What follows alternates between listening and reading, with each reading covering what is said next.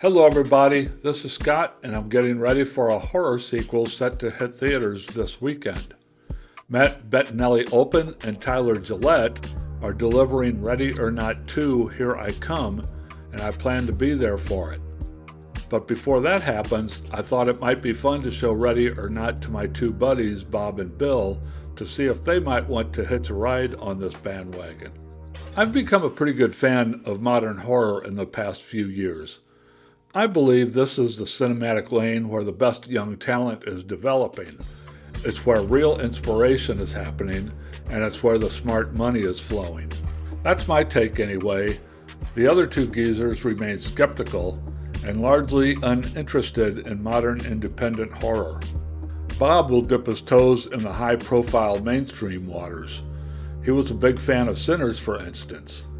Bill says he's good with the classic monsters and enjoys the occasional look at the psychological/supernatural edge of the horror spectrum. Stuff like The Ring and Paranormal Activity. But neither has much interest in the red-tinged, gory slasher side of the spectrum. So imagine my surprise when both readily agreed to have a look at Ready or Not. I'm pretty sure they understood what they were getting themselves into. I have asked them 2 or 3 times if they're sure they want to do this, and both keep saying, let's go. I'll admit, I was late to the party on this one. I first watched this 2019 movie in January after I saw the trailer for the sequel and became intrigued. I had some background with Matt and Tyler. I enjoyed the haunted house segment they contributed to the first VHS anthology in 2012. More importantly, I loved their 2024 outing, Abigail. And when I saw Ready or Not, I definitely picked up on these guys' identifiable style. Matt and Tyler are really funny in a dark and twisted way. They love to keep things real with their gory practical effects, and they love to ramp up the chaos and the tension. Matt and Tyler leave you gasping for breath and chuckling all at the same time. Ready or Not was a star-making turn for Samara Weaving, a former model and TV actress making the leap to cinema screens. Here, she's a young bride who learns on her wedding night that she must perform an odd ritual with her husband's ultra-wealthy family. She figures out pretty quickly that the game is not child's play. The stakes are really, really high. That's really all the plot outline necessary. Matt and Tyler aren't here necessarily to tell a story. They're here for the action and the chaos and the bloodshed, and to have a few good laughs along the way. I really did enjoy the hell out of this movie. I'm eager to go watch it again while my buddies are having their first looks. But before we move on, please subscribe to our channel. Help us out by hitting that like button. Drop a comment to let us know if you're a fan of Ready or Not. Are you excited about the sequel? Let us know. Okay, the 3 of us geezers are off to watch Ready or Not. I'm dying to know if either or both of my buddies can see the light.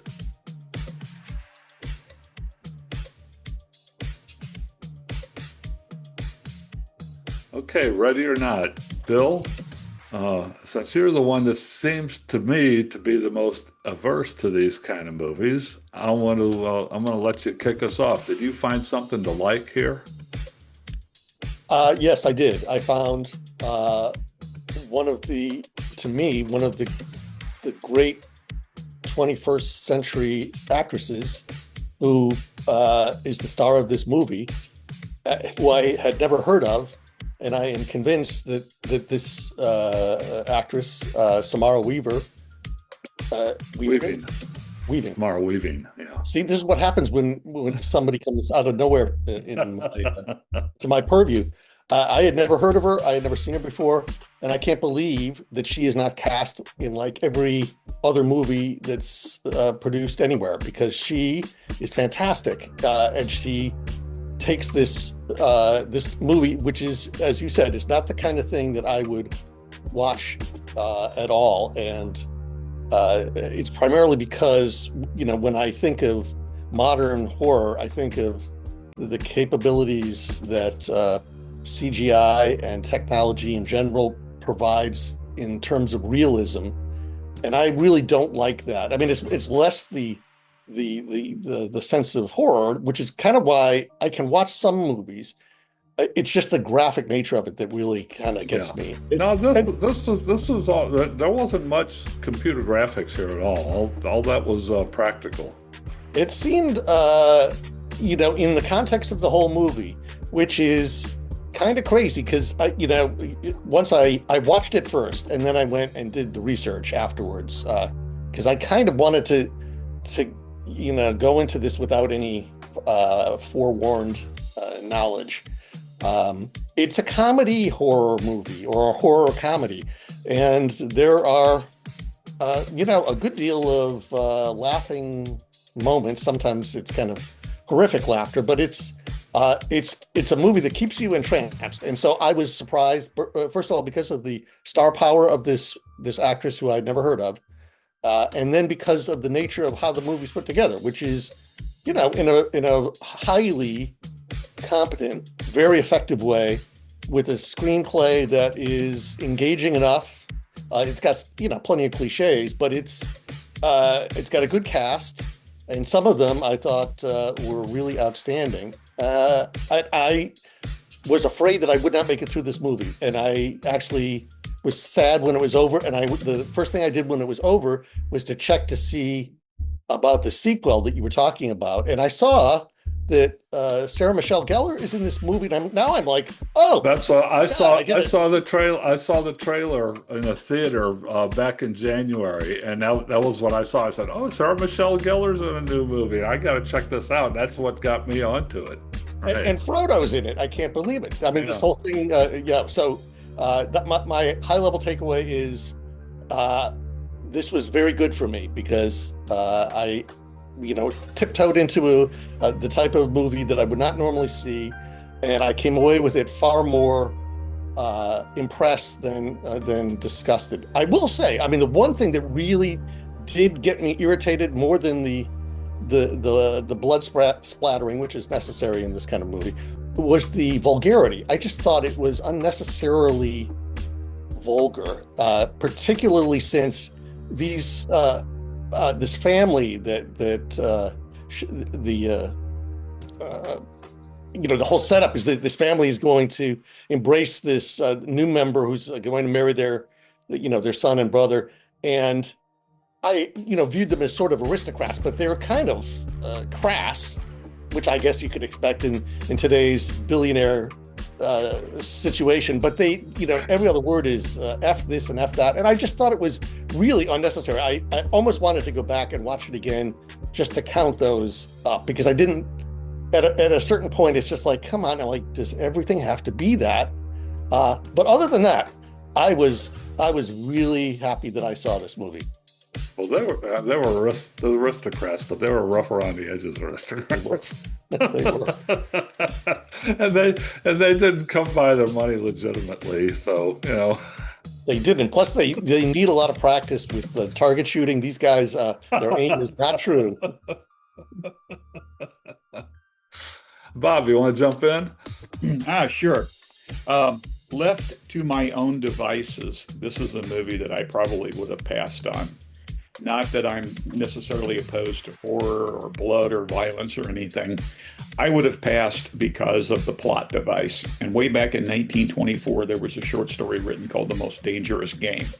And it's about a guy getting stranded on an island, and the island's occupied by a rich Russian aristocrat who's a big game hunter and has become bored with life. So he now purposely strands people on the island and then hunts them down.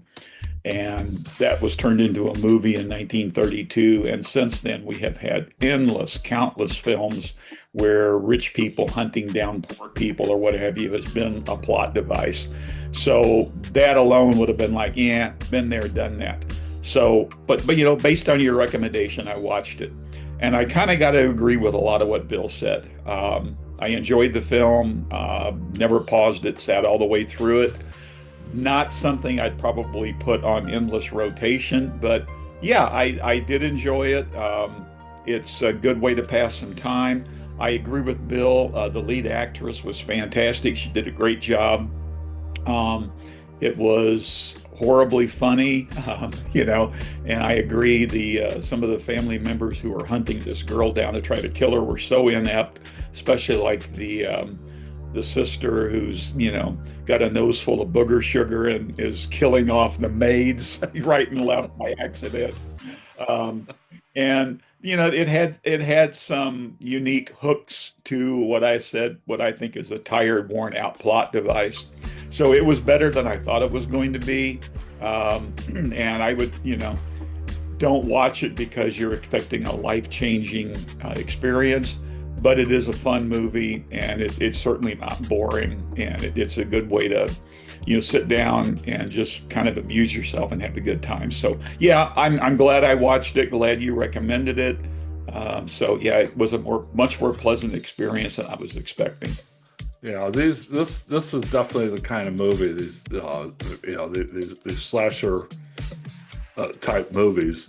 I don't want to call it strictly a slasher movie because it's more than that, but these movies pretty much live and die on the performance of the female lead, right? Or what's referred to most often as the final girl, because the female lead, the final girl, is usually the one left standing at the end. That's and you knew that's how this one was going to go, which it did, but yeah, these things live and die on the performance of that lead actress, and she was top notch, man. She was great, and even before all the craziness started, like in the beginning when we were just meeting these characters, when she was, in the moments before her wedding, and during her wedding, and after her wedding, when it was just the character setup going on here, she was just magnetic. She was fantastic.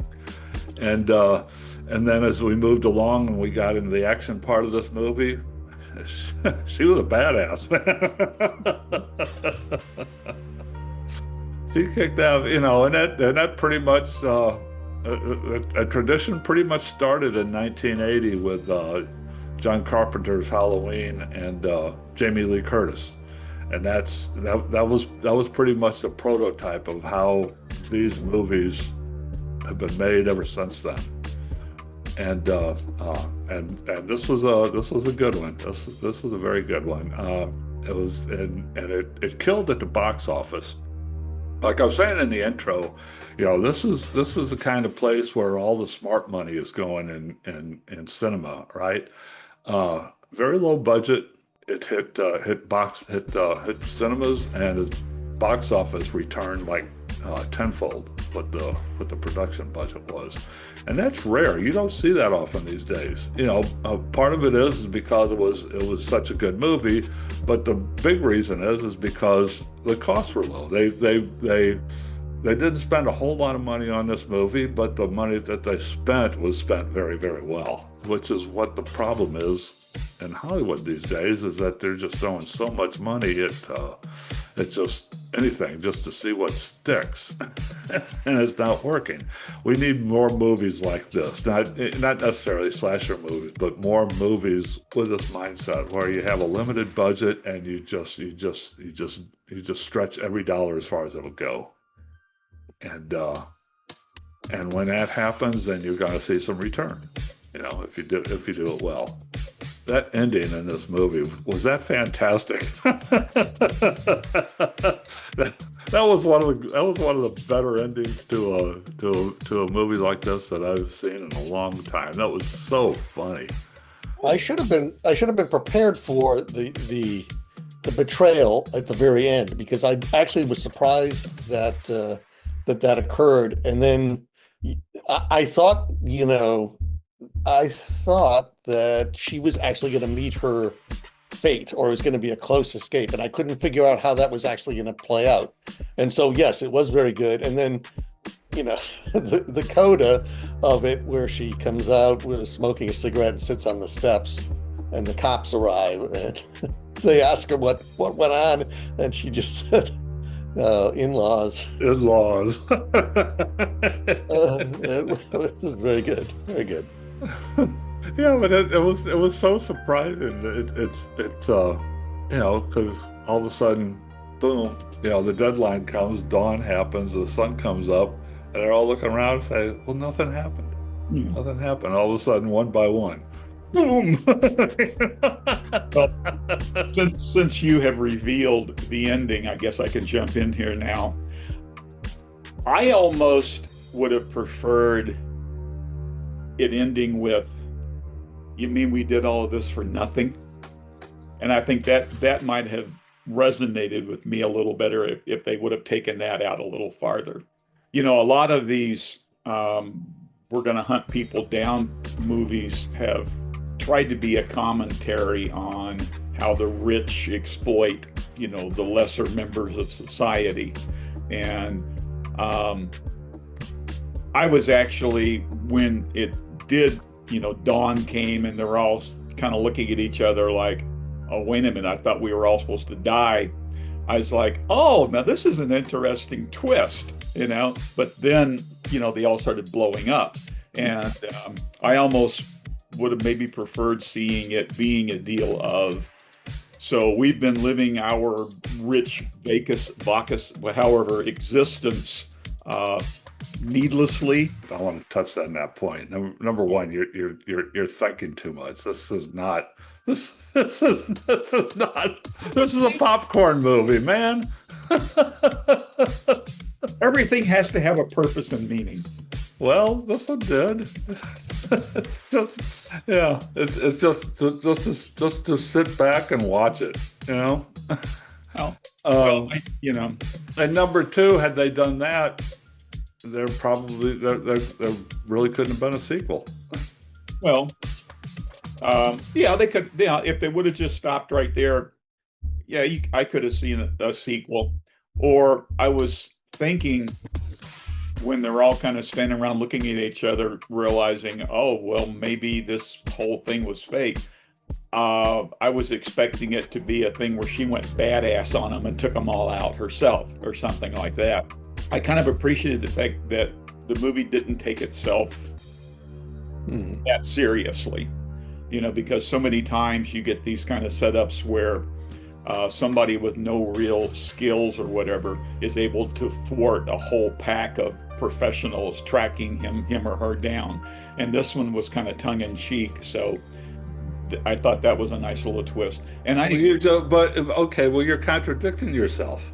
Well, no, I'm not contradicting myself. I was just thinking that it would have been a neat twist on the movie if they would have stopped with them all just kind of staring at each other going, oh, crap. We just did all of this for nothing. So that's, yeah. But anyway, so I appreciated the fact that it was kind of tongue-in-cheek. It didn't take itself necessarily seriously. Oh, okay. You ready for the sequel? I am.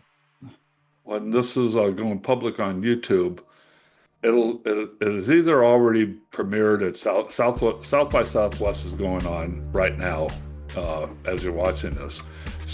I don't know if this has been shown yet at South by Southwest or if not, but right around the same time, and then it will hit cinemas on Friday. Well, and I'll be there. I'll be there. For myself, I'll take a wait and see attitude. And by nature, a little leery of sequels because it seems like, oh man, this worked. Let's try it again. And it's not always, you can't always capture lightning in a bottle twice. But the sequel's going to have not only Samara Weaving, but it's going to have Elijah Wood and Sarah Michelle Gellar, man. Okay, which means suddenly they may start throwing a whole bunch more money and stuff at it. That's a can't miss.